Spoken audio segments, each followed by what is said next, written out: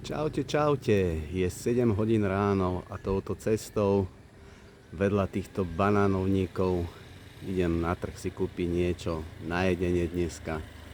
Začínajú tu už aj banány, o pár týždňov sa môžu oberať. Ako vidíte, tu je jeden trs. Sú to typické filipínske banány, také hranaté.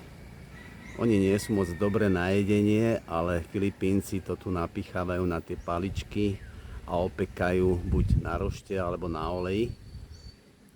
A je to veľmi chutné, keď to takto opečete.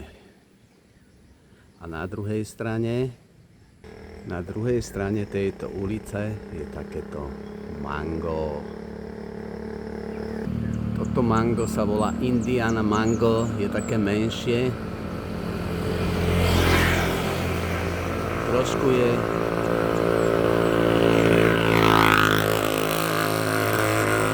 také kyselšie, ale Filipínci ho jedia so sojovou omáčkou. Pozrite sa, aký je ten strom obsypaný, samé mango. Čiže toto tiež možno, že koncom týždňa niekde už ho oberajú, ale toto si myslím, že za taký týždeň už bude tiež hotové. Tu je pohľad z druhej strany. Pozrite sa, koľko ho tu je. Neskutočné. Mňami, mňami. Takto vyzerá celý ten strom. Možno, že tu je aj 300 kg toho manga na tomto strome. A touto cestou pôjdem zase domov z nákupu. Je to asi tak 2 kilometre do stredu tejto dediny.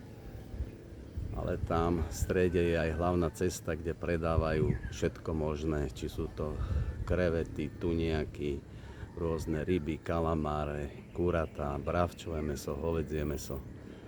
A čo je zaujímavé, že hovädzie mäso tunak je také svetlé, asi ako bravčové. Lebo včera som kupoval pre môjho sprievodcu hovädzie mäso, lebo už má dosť bravčového a bol som veľmi prekvapený, lebo nevedel som to kvázi rozoznať iba podľa vône. Tak paalam, inat.